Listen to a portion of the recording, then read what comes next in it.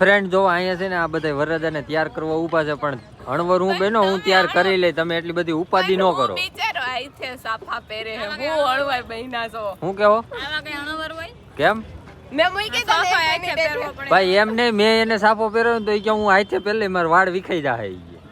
ઉઠે હે આ ટાઈટ બહુ હોય ને.